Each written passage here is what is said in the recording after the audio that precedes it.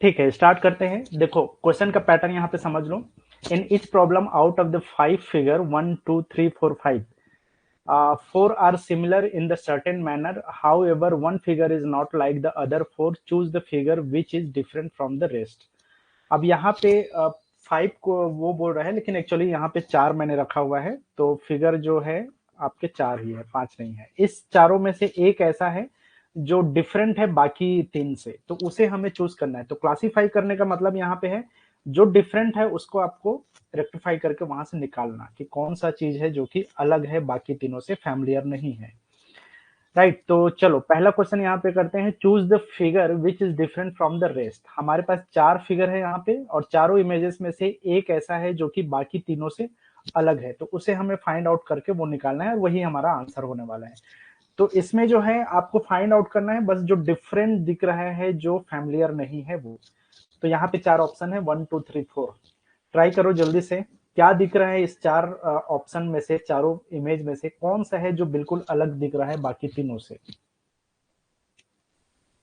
चलो different different answer आ रहा है। देखो समझने की कोशिश करो कि ये जो सारे फिगर है वो किस तरीके से आपस में अरेंज्ड है। ठीक है, तो सबसे पहले आप देखोगे कि एक इमेज यहाँ पे बना हुआ है, और उसके ऊपर में जो है ये लाइंस डॉट के साथ में कनेक्टेड है। ठीक है, तो आप इसको काउंट करके देखोगे तो 1 2 3 4 5, तो 5 यहाँ पे लाइन है जो कि डॉट के साथ कनेक्टेड है, और इस जो बेस इमेज है उसके साथ में ये अटैच्ड है। सिमिलरली यहाँ पर देखोगे 1 2 3 है, तो एक चीज समझ में आता है कि ये साइड से रिलेटेड है, मतलब जितने साइड हैं उतनी लाइन से यहाँ पे अटैच है पॉइंट के साथ में। तो यहाँ पे 1 2 3 4 5, तो 5 साइड्स हैं और यहाँ पे 5 लाइंस इसमें अटैच है। सिमिलरली वहां पे 1 2 3, तो 3 यहाँ पे साइड्स है, तो 3 यहाँ पे लाइन के साथ में अटैच है, और 3 डॉट है। 1 2 3 4, तो ये 4 है, और ये भी जो है 4 लाइंस है जो कि 4 डॉट के साथ में अटैच है। सिमिलरली अगर यहाँ पे देखो तो 1 2 3 4 5 6, 1 2 3 4 5 6, तो सभी में जो है साइड्स तो सेम है, लेकिन आप देखोगे कि जितने भी है यहाँ पे 2 3 और 4, ये सब के सब कहीं ना कहीं इसके मिड पॉइंट से, एक साइड के मिड पॉइंट से जो है अटैच्ड है।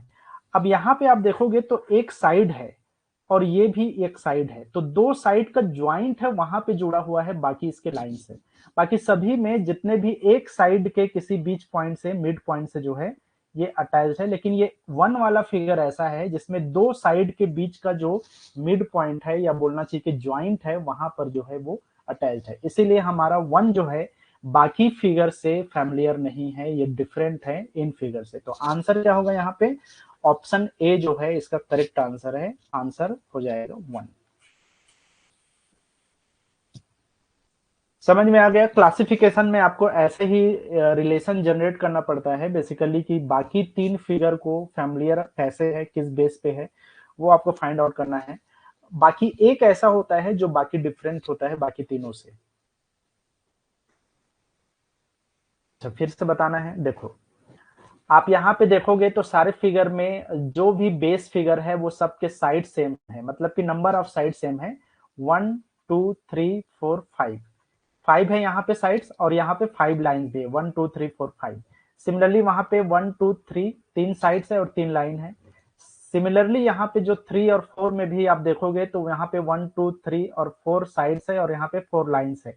यहाँ पे 1 2 3 4 5 और 6 साइड है और 6 लाइन्स यहाँ पे है। बस फर्क ये है कि कहाँ पे जुड़ा हुआ है। तो ये तो साइड है ना आपका, एक साइड है, ये भी एक साइड है, ये भी एक साइड है। तो जितने भी लाइंस जुड़े हुए हैं वो साइड के किसी बीच पॉइंट से जुड़े हुए हैं। लेकिन नंबर 1 वाले फिगर में क्या है कि ये दो साइड आपस में जहां पे कनेक्टेड है, उसी एज में जाकर के, उसी ज्वाइंट पे जाकर के ये सारे लाइंस आपस में जुड़े हुए हैं। तो बस यही फर्क है, बाकी तीनों में एक साइड के बीच वाले पॉइंट से, और यहाँ पे दो साइड के मिड पॉइंट से, या दो साइड के ज्वाइंट से जुड़े हुए हैं। बस ये फर्क है, और ऐसे ही क्लासिफाइड करना है आपको, आपको डिफ्रेंशिएट करना है एक इमेज को बाकी तीनों से। चलो आई होप समझ में आ गया होगा अभी क्या इसका रीजन है कि ये फर्स्ट वाला अलग है। समझ में आ गया, क्लियर है।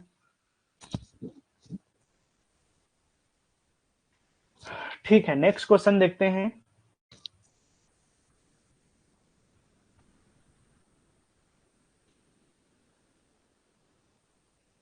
चलो 4 यहाँ पे इमेजेस दिए हुए हैं, चारों में से कोई एक है जो कि डिफरेंट है बाकी तीनों से। बहुत आसान क्वेश्चन है, जल्दी से बताओ इसका आंसर।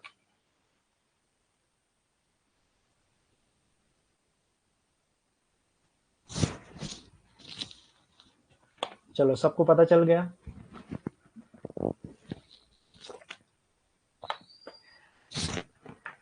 ठीक है ना।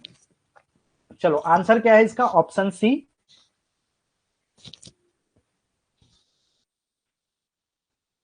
अब इसका रीजन बताने की जरूरत नहीं है, बाकी सारे में जो है पैरेलली एक दूसरे से कनेक्टेड है, ये आपस में पैरेलल नहीं है, बस यही है इसका जो फर्क है वो। ठीक है, बेसिकली ये वर्टेक्स है बोल सकते हो आप, पैरेलल नहीं है, और बाकी सब में पैरेलल जुड़े हुए हैं। चलो नेक्स्ट क्वेश्चन देखते हैं। ये एक 4 इमेज यहाँ पे दिया हुआ है, और यहाँ पे देखो क्या फर्क है, एक इमेज बाकी तीनों से डिफ्रेंशिएट होकर के क्या अलग आ रहा है। ये थोड़ा सा ध्यान दोगे इमेज में तो दिख जाएगा ये। तो दो चीजें यहाँ पे ध्यान देने वाली बात यह है कि सारे जो एरो है वो अपर डायरेक्शन में है, और जो डॉट है वो इस साइड में है, मतलब कि डाउन डायरेक्शन में है या डाउनवर्ड है। ठीक है, तो इसके रोटेशन पे हमें ध्यान नहीं देना है, क्योंकि रोटेशन में कोई लिंक आपको मिलेगा नहीं। ठीक है, रोटेशन में तो कोई लिंक दिख नहीं रहा है। अब यहाँ पे आपको बस ये लाइंस जो ऊपर में खींचे हुए हैं, या इसको पिन बोल सकते हो आप, ये पिन जो है इनके एक तरह से बोल सकते हो, ये जितने नंबर ऑफ पिन्स है उसके अकॉर्डिंग कुछ डिफ्रेंशिएट कर सकते हो आप। तो आप देखोगे कि यहाँ पे डॉट है और यहाँ पे एरो के बीच में कितने लाइंस है, और बड़ा वाला पिन कहाँ पे है, बस उसी के बेस पे जो है डिफ्रेंसिएशन यहाँ पे होना है। तो आप देखोगे कि यहाँ पर एरो है, और एरो और बड़े वाले पिन के बीच में 2 पिन यहाँ पे है। सिमिलरली अगर ये तीसरे वाले इमेज में देखोगे तो यहाँ पे बड़ा पिन है और ये एरो है, और ये 2 पिन यहाँ पे बीच में है। सेम अगर आप चौथे में भी देखोगे तो बड़े वाले पिन और ये एरो के बीच में 2 पिन है, लेकिन ये फर्स्ट वाले इमेज में आप देखोगे कि बड़े वाले पिन और एरो के बीच में सिंगल पिन है। इसका मतलब ये है कि ये जो है आपका डिफरेंट है बाकी तीनों इमेजेस से। तो इसका आंसर क्या हो जाएगा, ऑप्शन ए जो है इसका आंसर हो जाएगा। ठीक है,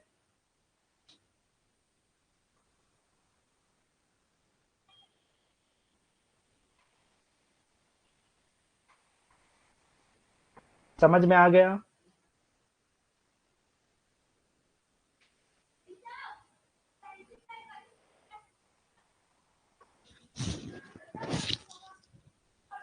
ठीक है, आगे देखते हैं।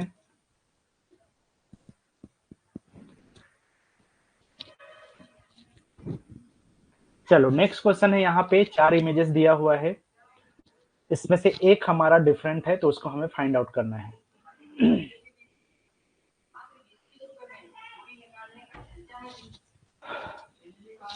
चलो इसमें आप देखोगे कि ये जो जो भी एक शेप दिया हुआ है, उसका जो हमारा लोअर राइट क्वार्टर है वो क्या है आपका, शेडेड है। मतलब कि इसको आप कुछ इसी डायरेक्शन में आप रखो, सभी सीधे सीधे डायरेक्शन में, ऐसा मान के चलो।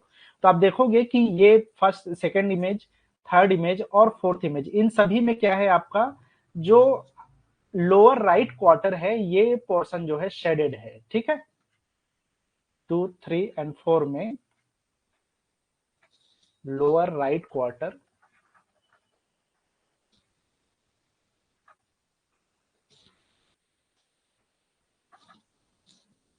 Is shaded. लेकिन ऑप्शन 1 में ऐसा नहीं है कि इसका जो अपर राइट क्वार्टर है वो शेडेड है, दैट मीन्स हमारा ये डिफरेंट है बाकी तीनों इमेजेस से। तो इसका जो करेक्ट आंसर है वो क्या होगा, ऑप्शन ए जो है इसका करेक्ट आंसर हो जाएगा।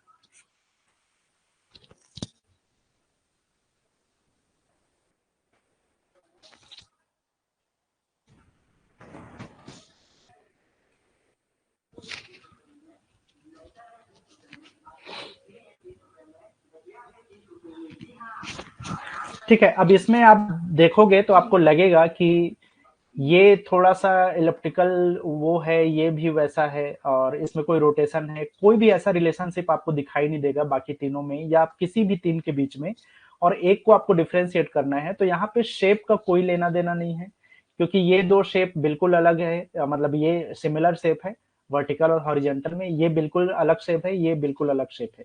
तो इसमें आपको दिखाई नहीं देगा कि कोई भी तरह से तीन रिलेट करेंगे एक अलग होगा।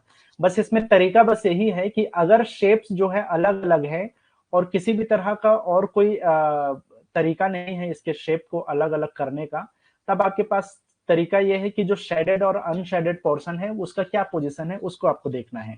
तो देखोगे कि यहाँ पर एक पूरा इमेज है, दूसरा ये इमेज है, तीसरा ये और चौथा ये इमेज है। सभी के बीच में चार खाने हैं, चार चार अलग अलग पोर्शन है और सभी का अपर पोर्शन है और लोअर पोर्शन है। इधर आप देखोगे कि लेफ्ट हैंड साइड है और ये राइट पोर्शन है। सिमिलरली सभी में सेम तरीके से इनको डिवाइड किया गया है और उसमें से एक खाने को, एक पोर्शन को क्या है, शेडेड किया गया है। तो आप देखोगे कि फर्स्ट का अपर मतलब राइट कॉर्नर को जो है शेड किया गया है, बाकी तीनों में जो है राइट हैंड का जो लोअर कॉर्नर है उसको शेडेड किया गया है। तो बस इसी से ये तीनों आपस में रिलेट कर जाते हैं कि इनका जो लोअर साइड है और राइट साइड का लोअर कॉर्नर है वही क्या है, शेडेड है। और फर्स्ट का जो है आपका अपर राइट कॉर्नर या क्वार्टर बोल सकते हो क्योंकि चार पार्ट में बटा हुआ है बराबर समझो, ये क्या है आपका शेडेड है। तो ये इसको डिफरेंशिएट करता है। बाकी में सभी में क्या है, लोअर राइट क्वार्टर शेडेड है और अपर राइट क्वार्टर शेडेड है फर्स्ट में, जो कि उसको डिफरेंशिएट कर देता है। ठीक है,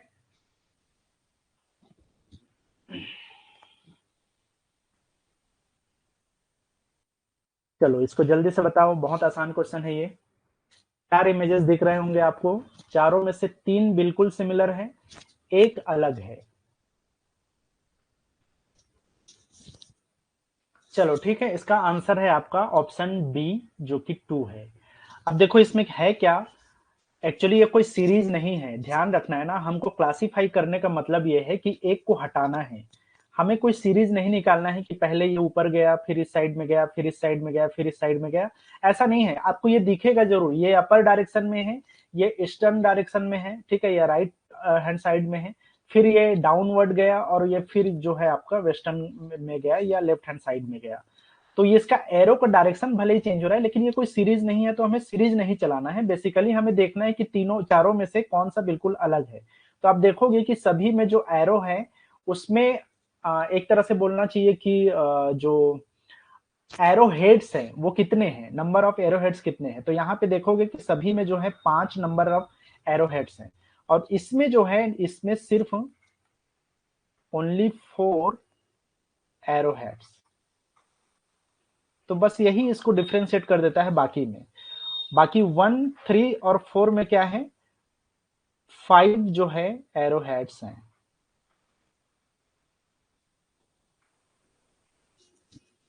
समझ में आ गया? तो ऑप्शन बी जो है इसका करेक्ट आंसर है, क्योंकि उसमें 4 एरो हेड्स हैं, बाकी में 5 एरो हेड्स।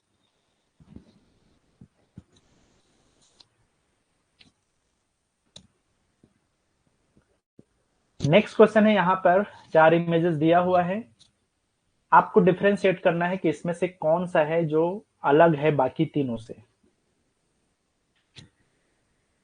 चलो, तो इस क्वेश्चन में तो किसी भी तरीके से इमेजेस बिल्कुल डिफरेंस हैं, मतलब कि शेप्स जो हैं अलग अलग ही है, बिल्कुल कोई भी एक दूसरे से साथ में कोई कनेक्शन है ही नहीं किसी भी इमेज के बीच में। लेकिन हाँ, उनका दिखाई कैसा दे रहा है वो हमें देखना है, तो हमारा आंसर आसानी से निकल आएगा। चलो ट्राई करो, जल्दी से बताओ। ठीक है, सबको पता चल गया?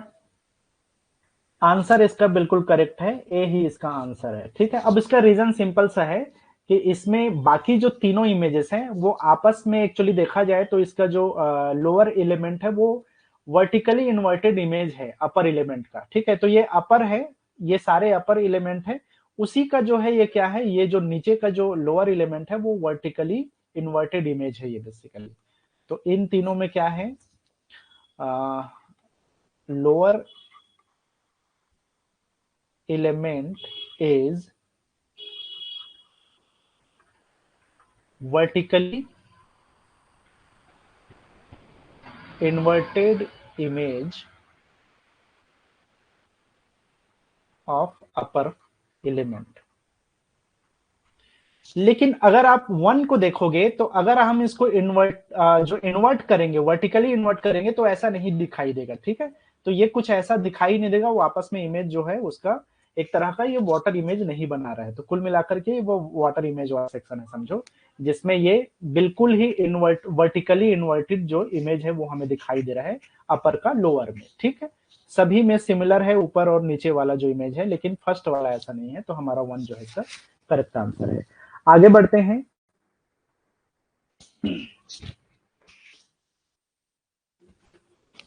नेक्स्ट क्वेश्चन है यहाँ पे,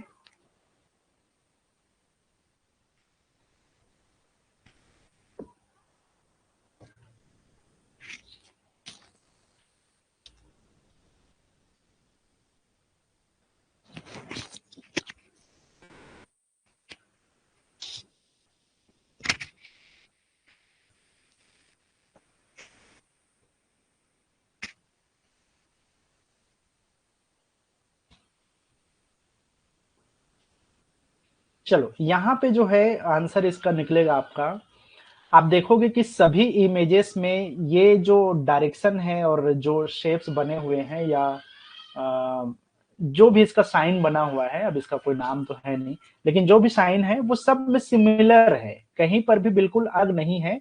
आप देखोगे तो सारे में सिमिलर दिख रहा है आपको। ये वाला जो सेक्शन है इसी के बीच में ये कुछ एंगल का साइन लगा हुआ है, तो आप देखोगे तो इसमें भी है वही है, इसमें भी वही है, इसमें भी वही है। सभी जो है ये भी इसमें है, ये भी इसमें है, ये भी इसमें है। तो एक चीज समझ में आ जाना चाहिए, जब भी क्लासिफिकेशन में क्वेश्चन करोगे और देखोगे कि हर एक इमेज में सेम सिंबल्स को यूज किया गया है सेम तरीके से, तो वहां पे रोटेशन को आपको देखना है। ठीक है, रोटेशन हर जगह काम नहीं करता, लेकिन जहां पर आपके सारे सिंबल्स सिमिलर होंगे वहां पे आपको डायरेक्शन ऑफ रोटेशन से जो है आंसर इसका निकलेगा। ठीक है, तो आप देखोगे कि हमारा जो है, समझ लो कि इसको मैं बेस मान लेता हूं, या किसी चीज को भी आप बेस मान लो, कोई भी साइन को। तो ये ट्राइंगल है और यहां से फिर ऐसे गया है, फिर ये है, फिर ये और फिर ये।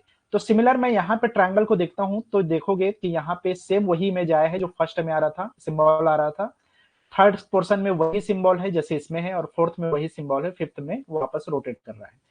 मैं यहाँ पे ट्राइंगल को देखता हूँ, पहले ही मैं देखता हूँ तो मुझे पता चलता है कि मुझे दिखना चाहिए था ये वाला, लेकिन यहाँ पे दिख रहा है ये। इसका मतलब ये है कि हमारा जो थर्ड है, देखना है ट्राइंगल। देखो किसी को भी आप वो कर सकते हो, क्योंकि ये तो जगह हर जगह में सेम ही है, तो आपको वो करने की जरूरत है नहीं। आप ट्राइंगल को मानो या किसी चीज को भी आप मान के उसको रोटेट करा दो। तो मैंने यहाँ पे ये ट्राइंगल को देखा, फिर ये सिमिलर है, फिर ये भी सिमिलर है, फिर ये भी वही है। तो पोजीशन सेम है जहां से भी आप रोटेशन में चालू करो, लेकिन थर्ड वाला जो इमेज है उसमें पोजीशन बदल जा रहा है। तो आंसर क्या हो जाएगा? ऑप्शन सी 3 जो है इसका करेक्ट आंसर है।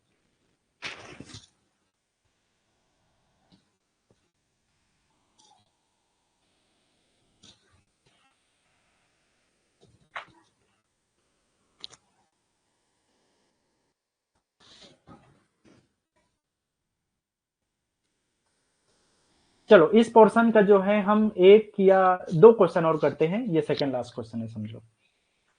तो इसमें से हमें बताना है कि चारों में से कौन सा इमेज है जो बाकी तीनों से अलग है।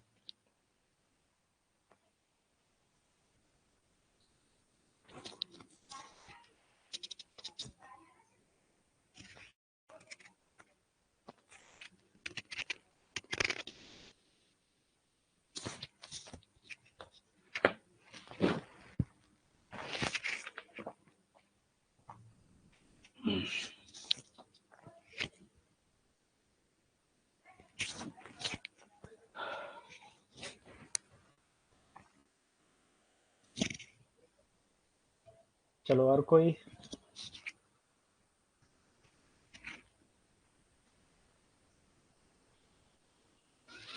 देखो अगर यहाँ पे हम देखने की कोशिश करें तो दो शेप ऐसे हैं जो सेम डायरेक्शन में है, मतलब कि ये अगर लोअर में है तो ये भी लोअर में है, ये बिल्कुल अपोजिट डायरेक्शन में है ना।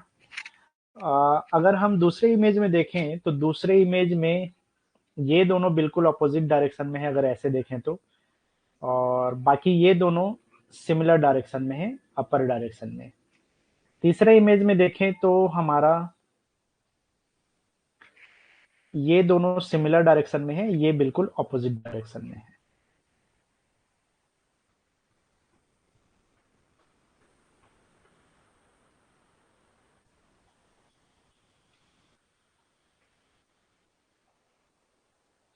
फोर्थ वाले को देखें तो ये इस डायरेक्शन में, ये इस डायरेक्शन में, ये ऐसे और ये ऐसे।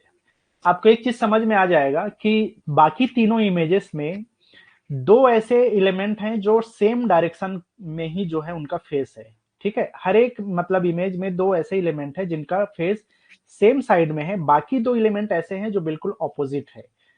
ठीक, तो आप देखोगे फर्स्ट में भी ये डाउनवर्ड में है दो और ये अपोजिट है। उसी तरीके से अगर हम सेकंड में देखें तो ये अपर डायरेक्शन में है दोनों और ये आपस में अपोजिट डायरेक्शन में फेस किए हुए हैं। ये जो है अपोजिट में है और ये दोनों सिमिलर डायरेक्शन में है, ये और ये। तो एक चीज तो है कि दो एलिमेंट हैं जो कि सेम सेम डायरेक्शन को फॉलो कर रहे हैं और दो एलिमेंट ऐसे हैं जो बिल्कुल ऑपोजिट डायरेक्शन में है। तो आंसर क्या होगा इसका? आंसर ये होगा 4, क्योंकि इसमें सारे एलिमेंट बिल्कुल अलग अलग डायरेक्शन को शो कर रहे हैं। कोई भी दो एलिमेंट ऐसे नहीं है जो सेम डायरेक्शन को फेस करे। बाकी तीनों में तो दो एलिमेंट ऐसे हैं जो कि सेम डायरेक्शन में है। 4 नंबर का जो इमेज है इसमें कोई भी दो ऐसे एलिमेंट नहीं दिखाई दे रहे हैं जो सिमिलर डायरेक्शन में, बिल्कुल चारों जो है अलग अलग डायरेक्शन को शो कर रहे हैं। ठीक है, तो इसमें हम बोल सकते हैं ऑल फोर। इसको कप बोल सकते हो या एलिमेंट बोलो, आपकी मर्जी। All four cup elements are opening और फेस्ड बोल सकते हो in different direction. So answer is option D, 4।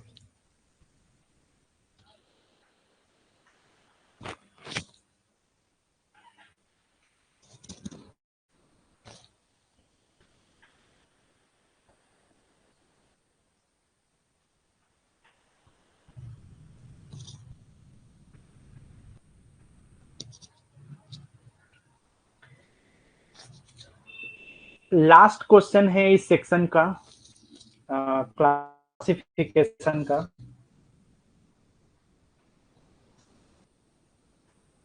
Sir उसी टाइप का तीन भी, तीन तो वैसा नहीं है यार।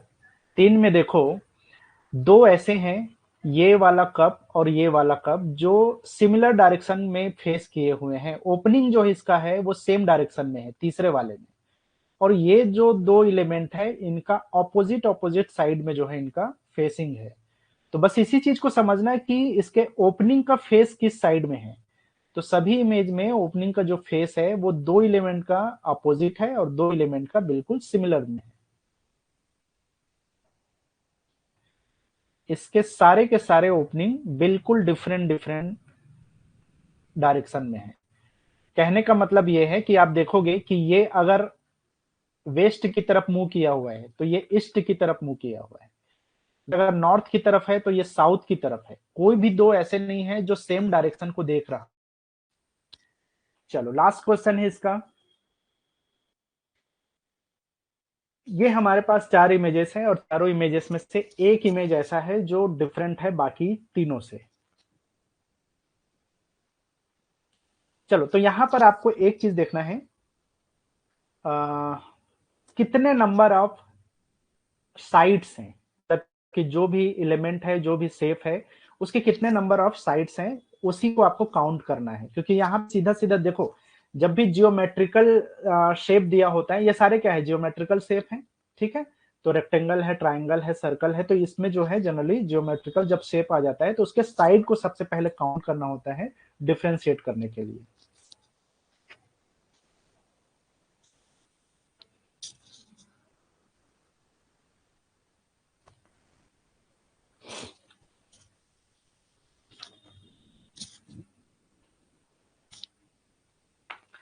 देखो मैंने जितने भी क्वेश्चन इसमें कराया है सारे के सारे क्वेश्चन बिल्कुल अलग अलग टाइप के हैं। हर एक क्वेश्चन को मैं दो दो तीन तीन बार करा सकता था लेकिन उससे टाइम वेस्ट होगा। मतलब कि मैंने वही क्वेश्चन लिया है जो बिल्कुल डिफरेंट डिफरेंट टाइप का है और सारे क्वेश्चन इसी टाइप से क्वेश्चन आता है जनरली एग्जाम में। तो इसमें से कोई भी एक क्वेश्चन आपको नहीं छोड़ना है, सारे क्वेश्चन को समझ लो। लगभग सारे क्वेश्चन का जो अप्रोच है उसको आप फॉलो करोगे तो आसानी से ये बन जाएगा। तो आपको समझने वाली बात यह है कि जितने भी डिफरेंट डिफरेंट टाइप से क्वेश्चन है वो सारी चीजें आपको समझ में आना चाहिए। चलो ए होना चाहिए। और कोई? देखो यहाँ पे मैंने कहा नंबर ऑफ साइड्स को आपको काउंट करना है, तो देखो एक ही इमेज के अंदर में चार चार यहाँ पे एलिमेंट दिया हुआ है या चार चार जियोमेट्रिकल शेप्स दिए हुए हैं। तो मैं पहले वाले को अगर मैं कंसिडर करूं तो यहाँ पे क्या है, एक ट्राइंगल है जिसके 3 साइड्स हैं, ठीक है। यहां पर क्या है, 3 साइड्स है। अगर मैं इधर जाता हूं तो 1 2 3 4 5 6 हो जा रहा है, मतलब 3 से सीधा 6 हो रहा है। अगर मैं इधर जाता हूं मतलब एंटी क्लॉकवाइज डायरेक्शन जाता हूं तो क्या है, ये 3 साइड्स हैं, इसके 4 साइड है, ठीक है। इसके 5 साइड्स हैं और इसके 6 साइड है।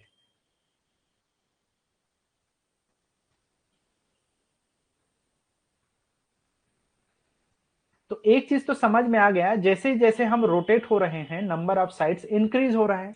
मतलब पहले 3 साइड था, फिर 4, फिर 5, फिर 6 हो जा रहा है। अब हमको एक पैटर्न समझ में आ रहा है कि इसका रोटेशन के थ्रू जो है इसका नंबर ऑफ साइड जो है इंक्रीज हो रहा है। सेकंड में हम देखते हैं ट्राइंगल से शुरू करते हैं जिसके नंबर ऑफ साइड जो है सबसे कम है। तो ये ट्राइंगल है और इसको मैं अगेन वैसी ही उसी की तरह से जो है इसको रोटेट कराऊंगा, चाहे एंटी क्लॉकवाइज हो चाहे क्लॉकवाइज हो, दोनों में करा सकता हूं। हालांकि मैं पहले एंटी क्लॉकवाइज करके देखता हूं। तो जैसे ये 3 है तो ये सीधा जो है यहाँ पे 1 2 3 4 5 6, तो ये 6 आ जा रहा है। ये क्लॉकवाइज डायरेक्शन, अगर मैं इसको एंटी क्लॉकवाइज डायरेक्शन ले जाता हूँ तो मैं देख लेता हूँ क्या एंटी क्लॉकवाइज डायरेक्शन में कुछ है। तो ये 3 है, ये 4 है, ये 5 है, ये 6 है, तो ये एंटी क्लॉकवाइज डायरेक्शन में हो रहा है। सिमिलरली अगर इसमें हम देखें ट्राइंगल को यहाँ पे देखते हैं और इस बार जो है एंटी क्लॉकवाइज जा देते हैं, तो ये 3, ये 4, ये 5 और ये 6। अब इस बार जो है मैं इसको क्लॉकवाइज डायरेक्शन में, क्योंकि पहले को मैंने एंटी क्लॉकवाइज किया तो इसको मैंने क्लॉकवाइज किया, ये एंटी क्लॉकवाइज है, तो इसको मुझे क्या करना है, क्लॉकवाइज डायरेक्शन में ट्राइंगल से शुरू करना है, ठीक है। तो क्लॉकवाइज डायरेक्शन में ये 3 है, ये 4 है, ये 6 हो जा रहा है और ये 5 हो जा रहा है। मतलब कि ये जो हमारा रोटेशन का नंबर ऑफ साइड्स का इंक्रीमेंट है वो गलत हो रहा है, सही नंबर ऑफ इंक्रीमेंट नहीं हो रहा है साइड्स का। तो ये हमारा क्या है, बाकी तीनों से अलग है। तो आंसर क्या होगा इसका, ऑप्शन 4, ऑप्शन डी 4 इसका आंसर है।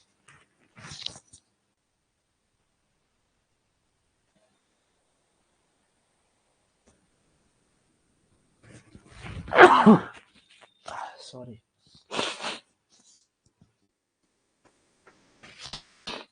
चलो, हो गया।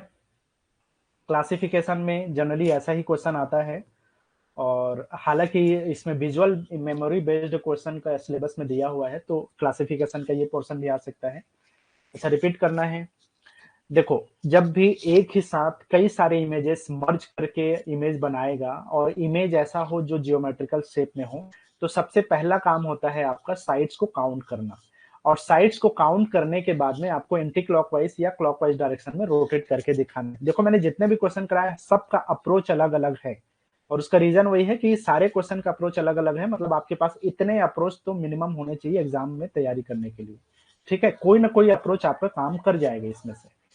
चलो, हालांकि इसके लंबे चौड़े क्लासेस चलते हैं ना, इसमें 50-50 100-100 क्वेश्चन कराया जाता है, लेकिन हमारे लिए उतना यूजफुल भी नहीं है, क्योंकि जरूरी नहीं है कि यही से सारा क्वेश्चन पूछे, और इतना वेटेज इसका है नहीं। इसलिए जो है हमें जितना मैक्सिमम अप्रोच हो सकता था वो मैंने आप लोग को बता दिया है। आपको करना क्या है, यहाँ पे कोई भी मिनिमम नंबर ऑफ साइड्स वाले इमेज को लेना है, मतलब जियोमेट्रिकल शेप को लेना है, और वहां से क्लॉकवाइज या एंटी क्लॉकवाइज डायरेक्शन में जाना है और उसके नंबर ऑफ साइड्स को इंक्रीज कराते जाना है। तो ये 3 है, यहाँ पे 4 नंबर ऑफ ये वाले सेक्शन में, इसमें 5 है और इसमें 6 है। ये एंटी क्लॉकवाइज डायरेक्शन है। सेकेंड इमेज में मुझे क्लॉकवाइज डायरेक्शन में जाना है। ये 3 है, ये 4 साइड्स हैं, इसके 5 साइड है और इसके 6 साइड है। मतलब इंक्रीज हो रहा है, 1 ज्यादा होते जा रहा है। सिमिलरली अगर हम इसको अब क्लॉकवाइज में गए हैं तो तीसरे इमेज को हमें एंटी क्लॉकवाइज डायरेक्शन में जाना है और वही ट्राइंगल से शुरू करना है। तो इसके 3 है, ये 4 शेप है, साइड्स हैं, इसके 5 साइड्स हैं और इसके 6 साइड्स हैं। अब मैंने इसको एंटी क्लॉकवाइज में रखा है, तो चौथे इमेज को मुझे क्लॉकवाइज डायरेक्शन में देखना है, और ये जो है हमारा ट्राइंगल से शुरू होगा 3 4, यहाँ पे 5 आना चाहिए जो कि 6 हो गया है, और ये जो है 6 होना चाहिए जो कि 5 हो गया। मतलब कि ये डिस्टर्ब हो गया हमारा जो इंक्रीमेंट का चल रहा था क्लॉकवाइज डायरेक्शन में वो। तो ये वाला जो है वो हमारा इस पैटर्न को फॉलो नहीं कर रहा है जिस पैटर्न से बाकी तीनों के इमेजेस जुड़े हुए हैं, ठीक है। तो चौथा क्या है हमारा, डिफरेंट है, बाकी से फैमिलियर नहीं है, तो आंसर क्या हो जाएगा? ऑप्शन 4।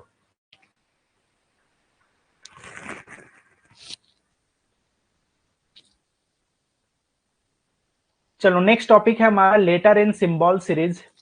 नंबर सीरीज का, अल्फाबेट सीरीज का मैंने ऑलरेडी टॉपिक पढ़ाया हुआ है, तो वो सीरीज करके जो टॉपिक है उसमें आपको वर्बल्स कैटेगरी में मिल जाएगा। तो नंबर सीरीज वगैरह देख लेना, बहुत इंपॉर्टेंट है, ज्यादातर एग्जाम में नंबर सीरीज, अल्फाबेटिकल सीरीज ये सब पूछता है क्वेश्चन में। यहाँ पे हम बात करेंगे नॉन वर्बल सेक्शन का, जो सीरीज है वो कैसे बनता है।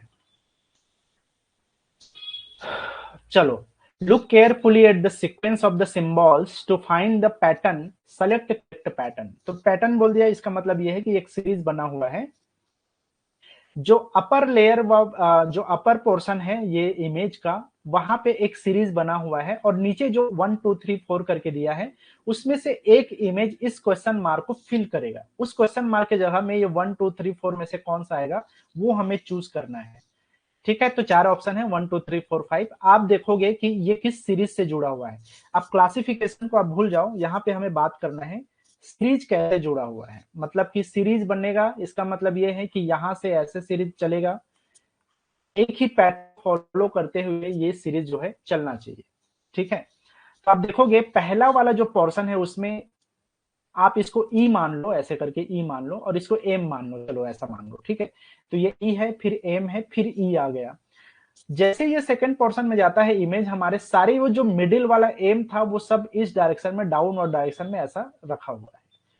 ठीक है, अब दूसरे तीसरे इमेज में आप देखोगे तो ये ई है, ये जो एम है वो उल्टा हो गया, आप इसको डब्लू मान लो, और उसके बाद में ये ई है। तो जब ये बीच में एम था तो सारे एम यहाँ पे आ गए, यहाँ पे बीच में डब्लू है, तो ये चौथा पोजीशन में क्या होगा, सारे के सारे ये डब्लू या डब्लू बनेंगे, या बोल सकते हो आप ये जो ई है वो अपर अपवर्ड डायरेक्शन में देख रहा होगा, ऐसा होगा। तो ऑप्शन क्या हो जाएगा? ऑप्शन 3 जो है इसका करेक्ट आंसर है, मतलब ऑप्शन सी 3 इसमें आएगा, इस क्वेश्चन मार्क को फिल कर देगा। आसान है, आपको बस समझना है कि शुरू के जो इमेजेस हैं वो कैसे एक दूसरे को रिलेट कर रहे हैं, किस सीरीज में किस पैटर्न में बंधे हुए हैं, उसको फाइंड आउट करना है, फिर आसानी से आप इसको समझ सकते हो।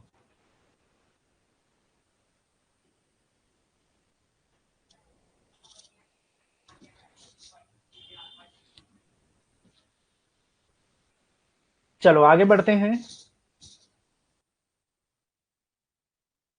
जल्दी से बताओ इसका आंसर क्या होगा। आपको बस ये देखना है कि देखो, एक पोर्शन ये है, सेकंड पोर्शन ये है, और ये थर्ड पोर्शन ऑफ इमेजेस है। ठीक है, अब इसमें से ये फर्स्ट सेकंड थर्ड और फोर्थ में से कौन सा इमेज है जो इस क्वेश्चन मार्क को फिल करेगा, वो आपको फाइंड आउट करना है।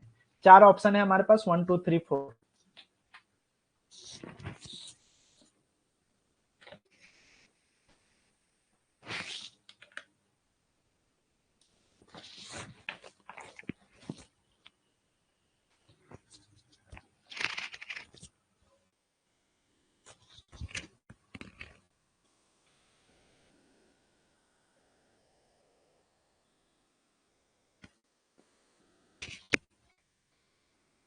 और कोई?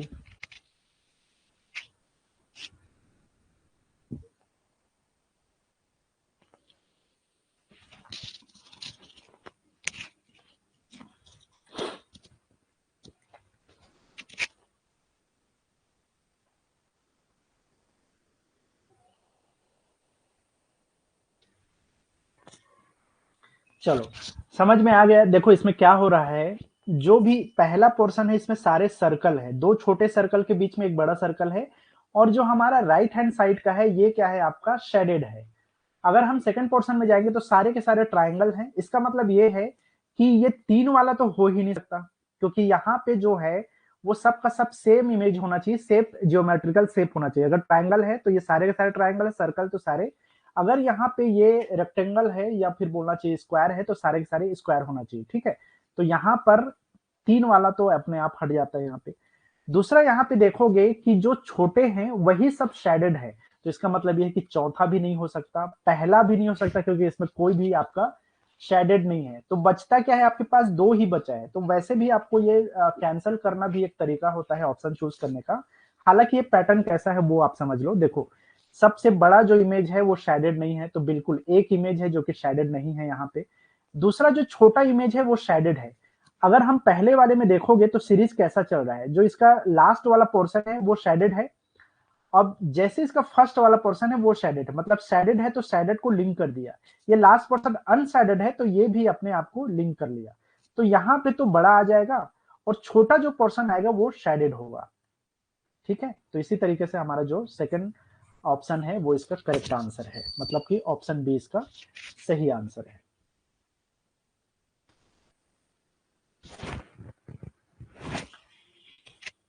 अब थोड़ा सा ध्यान देना, अब हम क्लासिफिकेशन नहीं पढ़ रहे हैं, हम सीरीज पढ़ रहे हैं। तो हमें कनेक्ट करना है, उस सीरीज को चलाना है, कंटिन्यू करना है। हमें डिफरेंट चीज को फाइंड आउट नहीं करना है ना। अब तो थोड़ा सा स्विच करना पड़ेगा आपको, क्लासिफिकेशन हम नहीं पढ़ रहे हैं तो स्विच कर लो। हम सीरीज चला रहे हैं, हम कनेक्ट कर रहे हैं। हालांकि यार मैं इन दोनों टॉपिक को ना अलग अलग पढ़ाना चाह रहा था, लेकिन वो बहुत लेंदी हो जाता है और हमारे पास उतना टाइम है नहीं, इसलिए मुझे ये दोनों टॉपिक एक साथ मर्ज करके पढ़ाना पड़ रहा है। खैर, अगर डाउट होगा ना तो मैं इसको कल भी कंटिन्यू कर दूंगा, थोड़े और क्वेश्चन इसको बता दूंगा अलग अलग दोनों का। चलो आप लोग जैसा बोलोगे, अगर और जरूरत पड़ेगी तो हम और कर लेंगे और भी क्वेश्चन इससे रिलेटेड। फिलहाल देखते हैं दोनों टॉपिक का थोड़ा बहुत तो समझ में आ ही जाए। चलो, क्वेश्चन पढ़ने का जरूरत है नहीं, वही क्वेश्चन है वैसा ही है, बस आपको फाइंड आउट करना है कि जो क्वेश्चन मार्क है वो किसको कौन उसको रिप्लेस करेगा। हमारे पास जो 4 ऑप्शन है उसमें से एक को हमें चूज करना है। बहुत आसान है यार, ये क्वेश्चन में कुछ है ही नहीं, आप देख के ही बता सकते हो, ज्यादा इसमें टाइम वेस्ट करने की जरूरत नहीं है। जल्दी बोलो।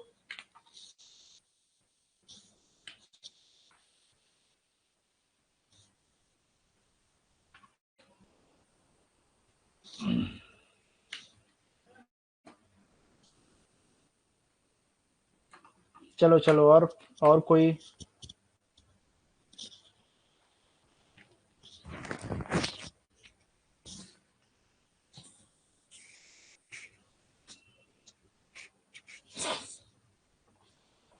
ठीक है, समझ में आ गया ना।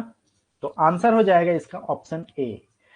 अब साफ साफ दिख रहा है यार, इसमें दो ट्रायंगल के बीच में एक स्क्वायर है, दो स्क्वायर के बीच में एक सर्कल है, दो सर्कल के बीच में ये आप रेक्टेंगल बोल सकते हो। ठीक है, तो ये जो वो है, इसमें एक चीज समझ में आता है कि दो सिमिलर शेप के बीच में कोई डिफरेंट शेप है।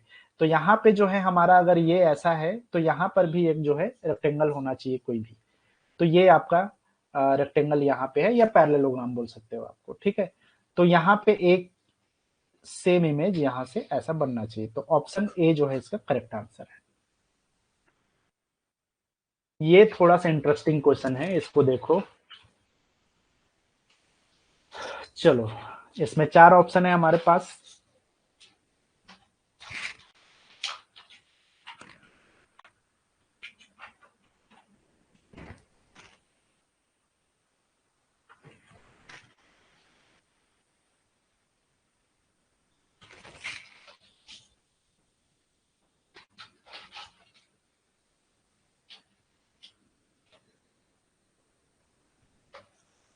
चलो, मैं सीरीज यहाँ पे देख रहा हूं, सारे इमेजेस आपस में कनेक्टेड है। अब आपको देखना है कि सारे इमेजेस क्या है, जियोमेट्रिकल शेप है, और सब के बीच में, मतलब सब में एक क्या है आपका, साइड्स बने हुए हैं। तो जैसे कि यहाँ पे सिंगल एक लाइन है, मतलब एक साइड है। ये जो लाइन है वो ऊपर में एक और लाइन बना करके दो साइड बना लिया। फिर सीरीज कैसे आगे चल रहा है, ये दो लाइन से एक लाइन यहाँ पे और बन गया है। ये आप सेकंड इमेज में जब आप जाओगे तो यहां से ये भी एक साइड बना करके ये 4 साइड बना लिया। ये 5 साइड हो गया, ये 4, ये 5। और यहाँ पे आप देखोगे कि ये अगेन 4 हो गया, मतलब कि वन साइड से ये 2 साइड हुआ, फिर ये 3 साइड बनाया, फिर 4 साइड्स के साथ में जुड़ा, फिर ये 5 साइड्स हो गया, अगेन 4 साइड हुआ, और उसके बाद में जब ये यहां पहुंचा तो ये 3 साइड बन गया। अब आपको समझ में आ जाना चाहिए सीरीज कैसे चल रहा है। पहले तो इंक्रीमेंट हो रहा है, और जब ये इंक्रीज हुआ 5 तक, उसके बाद में वापस डिक्रीज होना शुरू हो गया। तो यहाँ पे क्या आएगा, 3 साइड है। ये जो क्वेश्चन है, यहाँ पे दो इमेजेस एक साथ आपको लगाना है क्वेश्चन मार्क में, जिसमें से एक में 2 साइड होना चाहिए और एक में एक साइड होना चाहिए। चलो बताओ क्या होगा आंसर।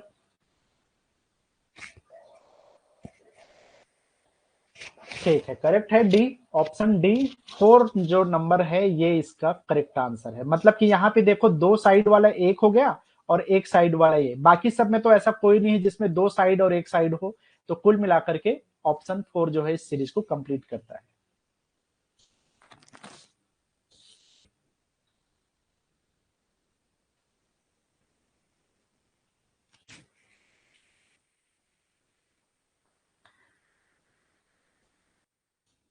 चलो नेक्स्ट क्वेश्चन है यहां पर।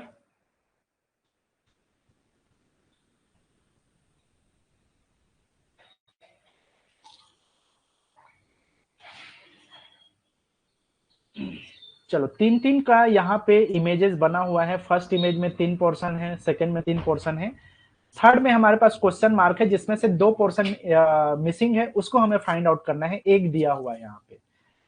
तो अब देखोगे यहाँ पर, देखो 3 डॉट ऊपर में है, 2 डॉट नीचे में है, मतलब कि 5 डॉट्स हैं टोटल। यहाँ पे 3 डॉट्स है और यहाँ पे 1 डॉट है।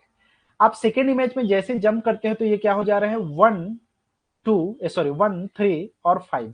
तो एक चीज समझ में आता है, 5 3 1 1 3 5, इसका मतलब ये है कि ये अल्टरनेट पैटर्न है। मतलब कि जो पैटर्न फर्स्ट में है वही पैटर्न थर्ड में आएगा।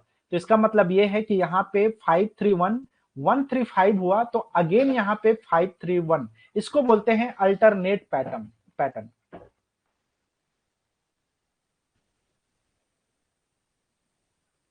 ठीक है, एक को छोड़ के दूसरा पैटर्न अपने आप को रिपीट कर लेता है। तो यहां पर क्या होगा, आंसर यहां पे हो जाएगा हमारा फर्स्ट।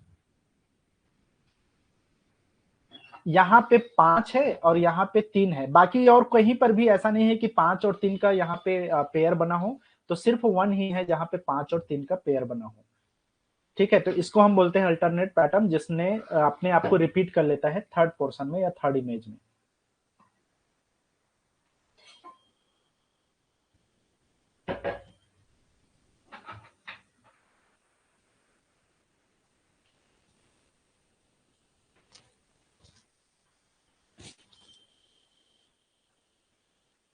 चलो ये है हमारा नेक्स्ट क्वेश्चन।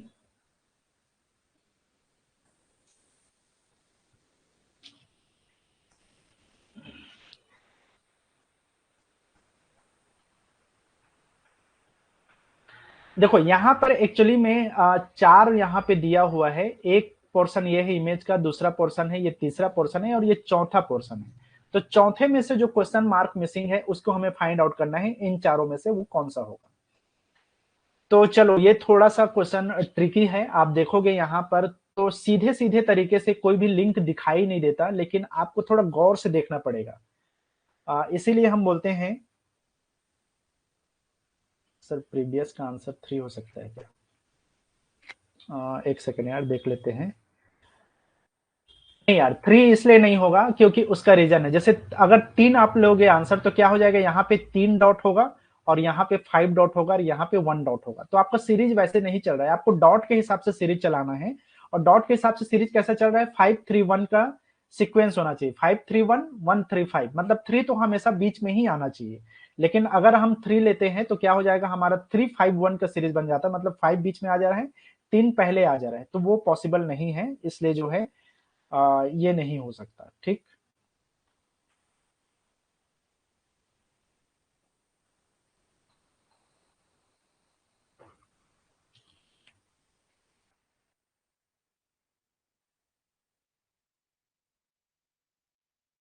चलो इसमें देख रहे थे हम।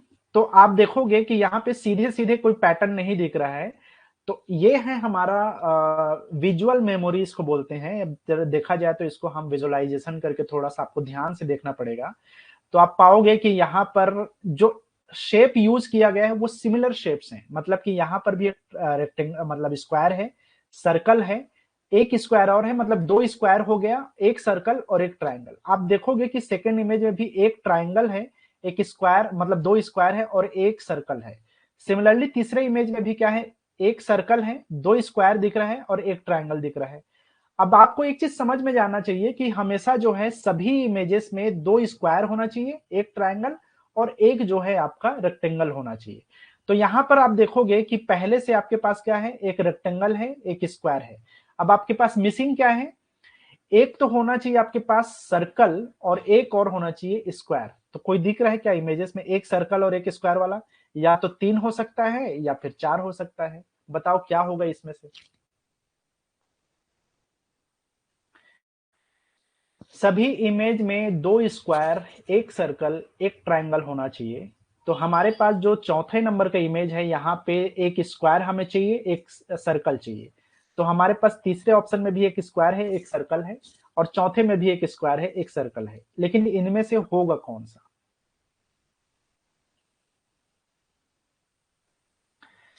चलो, अब इसके लिए आपको सीरीज को फॉलो करना पड़ेगा। सीरीज ऐसे नहीं बना है ना। सीरीज तो अभी हमने ये काउंट किया है कि कितने नंबर ऑफ सर्कल्स हैं, कितने नंबर ऑफ स्क्वायर है, कितने नंबर ऑफ ट्राइंगल है।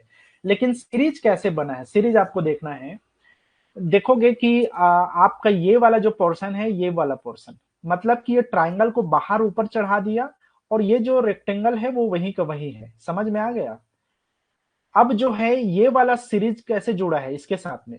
सर्कल जो है बड़ा हो गया, और ये जो वो था, मतलब कि क्या बोलना चाहिए कि स्क्वायर था, वो अंदर चला गया सर्कल के। समझ में आ गया? उसी तरीके से अगर आप इसमें देखोगे, तो ये वाला जो पोर्शन है वो क्या है? ये जो रेक्टेंगल है उसको बाहर, सॉरी स्क्वायर है उसको बाहर कर दिया, और ये इसके ऊपर में आ गया है, ट्राइंगल जो है नीचे हो गया है। अब ये आपस में कैसे जुड़ा हुआ है? तो कहने का मतलब ये है कि हमारे पास जो भी यहाँ पे होगा, वो क्या होगा? सर्कल जो है, एक सेकेंड ना, हाँ, ये जो सर्कल है ये नीचे रहेगा, और रेक्टेंगल स्क्वायर जो है ऊपर आ जाएगा, मतलब कि उसको ऊपर चला जाएगा। तो आप देखोगे कि हर एक पोर्शन में ये वाला जो सर्कल और रेक्टेंगल है, तो ये सर्कल जो है पहले तो बाहर गया इस पोर्शन में। ठीक है, यहां से आप यहां देखोगे, तो पहले जो है सर्कल बाहर गया इसके ऊपर में, और देन उसके बाद में जो थर्ड वाला आएगा इस सेक्शन में, क्या हो जाएगा? ये जो सर्कल है ये वो नीचे चला जाएगा, और ये जो रेक्टेंगल है वो ऊपर चला जाएगा इस वाले पोर्शन के लिए। ठीक है, तो बस यही चीज है कि इसमें आपको ट्रिक लगाना है कि जो थर्ड नंबर का पोर्शन है वो आपका सर्कल ऊपर नीचे रहेगा, और रेक्टेंगल जो है ऊपर जाएगा। समझ में आ गया?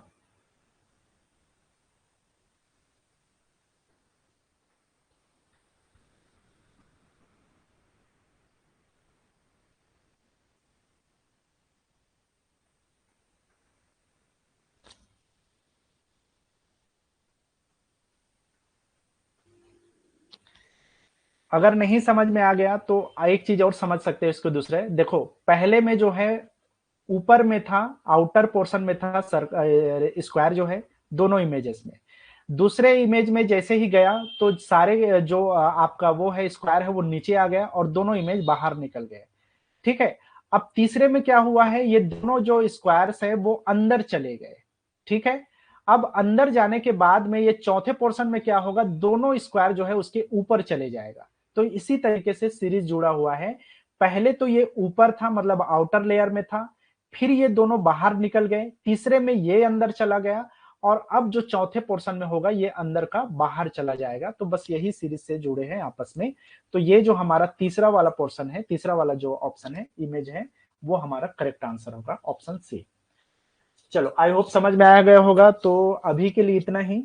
और क्लासिफिकेशन और सीरीज में इसी टाइप का क्वेश्चन आता है। आपको सीरीज को, पैटर्न को पहचानना होता है, उसके बाद में आसानी से आप क्वेश्चन का निकाल सकते हो आंसर।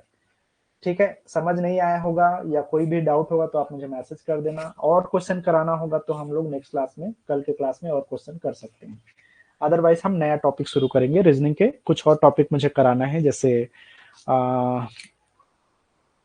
सिमिलैरिटीज वाला, डिफरेंस वाला कुछ है, विजुअल विजुअल मेमोरी वाला कुछ और क्वेश्चन है, वो कराना पड़ेगा। तो 2-3 टॉपिक और बचा हुआ है इसका, फिर आपका खत्म हो जाएगा। यार देखो, कितने नंबर का आता है वो बिल्कुल क्लेरिफाई नहीं किया गया है सिलेबस में। कहीं से भी क्वेश्चन पूछेगा, टोटल नंबर ऑफ जितने भी आपका टोटल नंबर है उतने से ही पूछेगा, लेकिन कहाँ से कितने नंबर का आएगा ये कोई नहीं बता सकता। आप पिछले साल के क्वेश्चन को या क्वेश्चन पेपर को देख के सिर्फ तुक्का मार सकते हो, लेकिन आपको देखो हर एक पोर्शन को स्ट्रॉन्ग करना है। हर एक पोर्शन के पास, हर एक पोर्शन का आपके पास आइडिया होना चाहिए। अदरवाइज आप सिर्फ ये बोल सकते हो कि यहाँ से नहीं आएगा, वहां से नहीं आएगा, वो सब तुक्केबाजी है। उसमें पढ़ोगे तो कोई मतलब है नहीं कि यहाँ से क्वेश्चन आएगा, वहां से क्वेश्चन कहीं से भी पूछ देता है यार आजकल। पहले हम लोग अंदाजा लगाते थे पहले के टाइम में, लेकिन अब वो सारे अंदाजे फेल हो जाते हैं, है ना। तो इसीलिए मेरा हमेशा से मानना है कि जो भी पोर्शन बोला है आपके सिलेबस में, सारे पोर्शन का आपके पास बेसिक आइडिया होना ही चाहिए। आप बेहतर कर सकते हो, प्रैक्टिस कर सकते हो, और बेहतर है वो।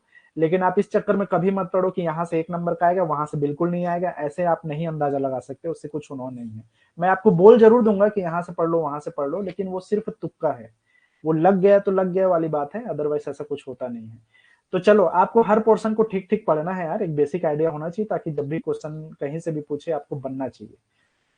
ठीक है, मिलते हैं हम लोग नेक्स्ट सेशन में, अभी के लिए इतना ही।